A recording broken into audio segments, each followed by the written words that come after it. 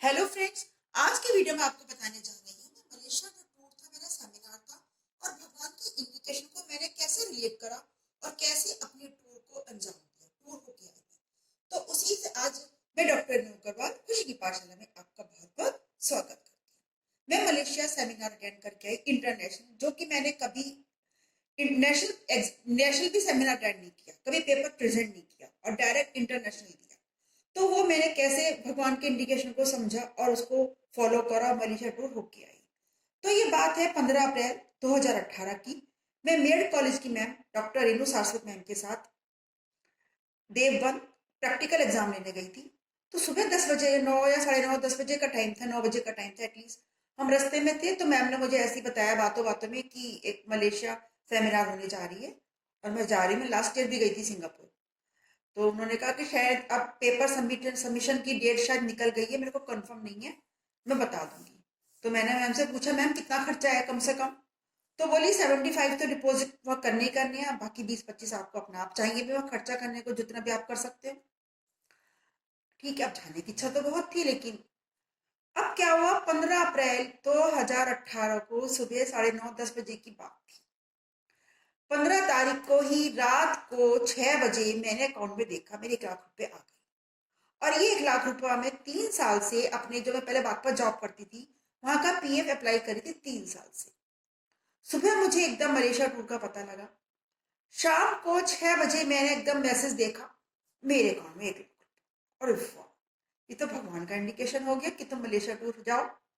चलो जी, हस्बैंड से बात करी, उन्होंने लगा भी तो कहाँ जाएगी ऐसे, उन्होंने कहा ठीक है, जैसे तुम्हारी मर्जी हो वैसे कर। अब हमने पासपोर्ट बनने दे दिया। पासपोर्ट मैंने ये मेरठ से दिया था।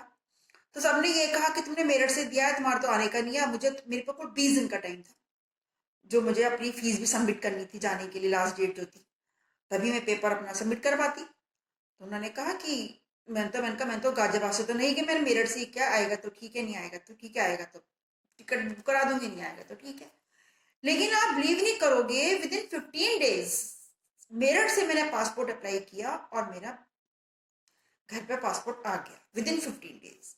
ये मैंने भगवान का सेकंड इंडिकेशन समझा कि भगवान ने कहा देख, पैसे भी आ गए हैं, पासपोर्ट भी बन गया है, और पेपर तो मैं लिखती रहती हूँ, खाली बैठी रहती हूँ, क्योंकि मुझे लगता है जब भी एकदम से आए तो मैं कर सकूं, प्रेजेंट कर सकूं पेपर।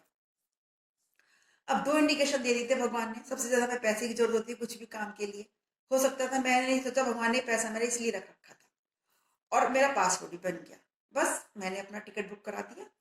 हालांकि मैं बहुत घबरा रही थी, पहली बार मैं जा रही थी, मैं कभी गई भी नहीं थी अकेली, किसी को जानती नहीं थी वहां पर। तो एक दो के नंबर लिए ऑर्गेनाइजर से, जो वहाँ की एक जयपुर की और एक आगरा की मैम थी, उनसे बात करके फैमिलियर हुई, क्योंकि जो मेरे साथ मैम थी मेरठ की, उनकी फ्लाइट पहले बुक हो चुकी थी। मेरा मेरा जो टिकट था वो दूसरी फ्लाइट में था। तो मैं वहां भी कोई नहीं था मेरे साथ, मेरे जानने वाला। 2-3 8 से एक जने दिल्ली से थे, जो ऑर्गेनाइजर थे, CSIR के प्रिंसिपल, वो थे, उनकी वाइफ थी, उनकी फैमिली थे। तो फैमिलियर हो गई थी मैं उनके साथ। अपनी एक फ्रेंड के साथ, जयपुर जो रहती, आगरा जो रहती हैं, एक जयपुर थी, हमने कहा हमारा एक ही कमरा देना तीनों का।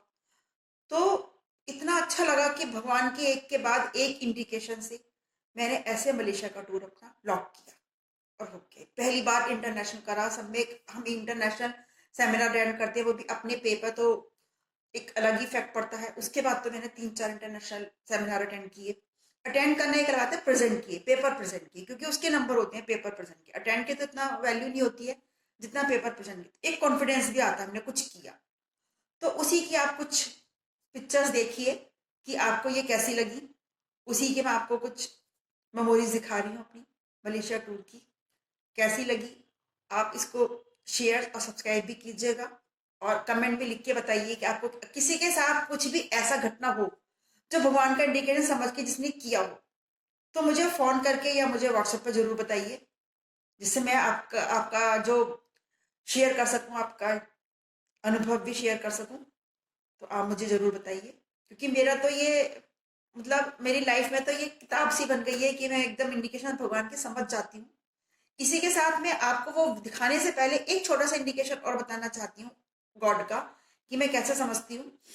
कि एक बार, अभी कल परसों की बात है ये तो, मेरा घर के आसपास एक आंटी रहती हैं, तो उन्होंने मेरे से हीटिंग पैड लाने के लिए कहा था। तो 10-12 दिन तो मैं जा नहीं पाई।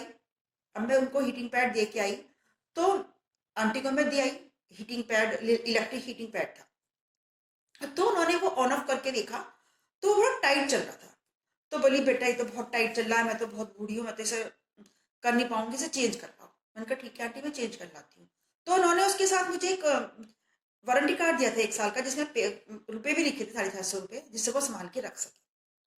तो मैंने किसी और को भेज के चेंज कराया। मैंने कहा भैया आप ही पकड़ा देना, रास्ते में आंटी का घर पड़ेगा। मेरे यहीं PL शर्मा पर घर के पास रहती है आंटी। अब हुआ क्या कि उसने वो कार्ड उसकी जेब में रह गया, फीडिंग पैड वो आंटी को दिया है। अब मैं तो जब आंटी को देख के आई थी तो मैं पूरा अच्छी तरह से उसको सेटअप करके बनाया था। अब वो डब्बा का डब्बा दिया, आंटी को सेटअप करना नहीं आया कि उसमें कैसे क्या करूं। अब वो क्योंकि मेरे पे विजिटिंग कार्ड रहे, उसका जो वारंटी कार्ड है मेरे पर रह गया था, तो आंटी ने मेरे को तभी रात को 6 बजे फोन कर दिया, शाम को, कल की बात है बल्कि। उन्होंने मुझे फोन कर दिया, बोले बेटा वो कार्ड है तुम्हारे पास? मैंने कहा आंटी कार्ड मेरे पास है, वो रह गया था, मैं आपको भिजवा दूंगी। तो बोली बेटा ऐसे एक बात और है कि वह ना मेरे से सेटअप नहीं हो रहा, अंदर घुस नहीं रहा, पता नहीं कैसे करना, मुझे समझ में नहीं आ रहा है, और तुम्हें कोई दिक्कत ना हो तो आ जाओ। तो जैसे आंटी ने ये कहा कि तुम्हें कोई दिक्कत ना आ जाओ, तो मैंने फौरन क्या समझा कि ये भगवान का इंडिकेशन था। अगर वो मेरे पे विजिटिंग कार्ड नहीं रहता तो आंटी मेरे को कभी भी फोन नहीं करती। और मैं फिर जब गई आंटी के पास तो मैंने आंटी से पूछा, मैंने कहा आंटी आप मेरे को फोन करते? आंटी ने कहा नहीं मैं बिल्कुल तुम्हें फोन नहीं करती, मैं शायद कल भी ना करती, मैं किसी और से कोशिश करती कि वो ठीक कराने की, उसको सेट कराने की, मैं तुम्हें नहीं परेशान करती। लेकिन उस विजिटिंग कार्ड की वजह से आंटी ने मुझे फोन करा और मैं चली गई। तो ये छोटे छोटे से इंडिकेशन होते हैं जो आप समझो तो आप अप्लाई करो और आपकी लाइफ बहुत अच्छी होगी। तो मुझे जरूर बताना कमेंट में लिख के कि आपकी लाइफ में ऐसे कुछ एग्जांपल्स हैं तो आपको कितना अच्छा लगेगा, और नहीं भी है तो आगे से फॉलो करना सीखो। आपकी लाइफ में जो मजा आएगा ना वो आप खुद एंजॉय करोगे, खुद देखोगे कि भगवान रास्ते, सभी के रास्ते खोलता है, एक बार नहीं बार बार खोलता है, बार बार अपॉर्चुनिटी देता है, हम उसे पकड़ते नहीं है। तो आप अपनी उसको देख के पकड़ो। और मेरी वीडियो अब मैं आपको अपनी मलेशिया के आपको कुछ फोटो दिखाती हूँ, आप वो देखिए, उसको एंजॉय करिए। इसी के साथ साथ धन्यवाद।